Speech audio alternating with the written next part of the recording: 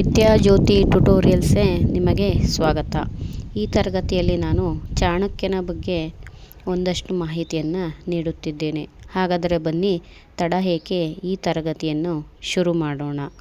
ಕೌಟಿಲ್ಯ ಹೆಸರೇ ಹೇಳುವಂತೆ ಈತನು ಒಬ್ಬ ಬ್ರಾಹ್ಮಣನಾಗಿದ್ದು ಪ್ರಾಚೀನ ಭಾರತದ ಒಬ್ಬ ಹೆಸರಾಂತ ರಾಜನೀತಿ ನಿಪುಣನಾಗಿದ್ದನು. ಭಾರತದ ಇತಿಹಾಸವನ್ನು ನಾವು ಅಧ್ಯಯನ ಮಾಡುವಾಗ ಈತನ ಅರ್ಥಶಾಸ್ತ್ರ ಗ್ರಂಥವು ಕೂಡ ನಮಗೆ ಮುಖ್ಯ ಆಧಾರವಾಗಿ ಪರಿಣಮಿಸುತ್ತದೆ. ಈತನಿಗೆ ಚಾಣಕ್ಯ, ವಿಷ್ಣುಗುಪ್ತ ಎಂಬ ಹೆಸರುಗಳು ಕೂಡ ಇದ್ದವು. ಈತನು ನಂದನ ರಾಜನಾದ ಧನಾನಂದನ ಆಸ್ಥಾನದಲ್ಲಿ ಕಾರ್ಯನಿರ್ವಹಿಸುತ್ತಿದ್ದು, ಧನಾನಂದನಿಂದ ಅವಮಾನಿತನಾಗಿ ಬರುವಾಗ ಚಂದ್ರಗುಪ್ತ ಮೌರ್ಯನನ್ನು ನೋಡುತ್ತಾನೆ.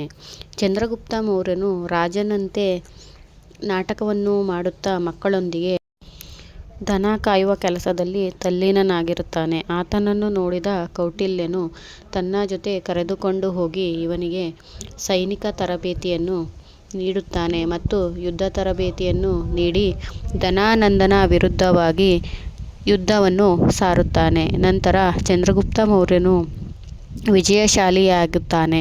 ಇದರ ಮೂಲಕ ಚಾಣಕ್ಯನು ಚಂದ್ರಗುಪ್ತ ಮೌರ್ಯನ ಮೌರ್ಯ ಸಾಮ್ರಾಜ್ಯವನ್ನು ಸ್ಥಾಪಿಸಲು ಮುಖ್ಯವಾದ ರೂವಾರಿಯಾಗಿದ್ದಾನೆ. ನನ್ನ ತರಗತಿ ಅರ್ಥವಾಗಿದ್ದಲ್ಲಿ ಲೈಕ್ ಮಾಡಿ, ಶೇರ್ ಮಾಡಿ, ಸಬ್ಸ್ಕ್ರೈಬ್ ಮಾಡಿ ಮತ್ತು ಬೆಲ್ ಐಕಾನ್ ಅನ್ನು ಕ್ಲಿಕ್ ಮಾಡಿ. ಮುಂದಿನ ತರಗತಿಯಲ್ಲಿ ಸಿಗೋಣ. ಧನ್ಯವಾದಗಳು.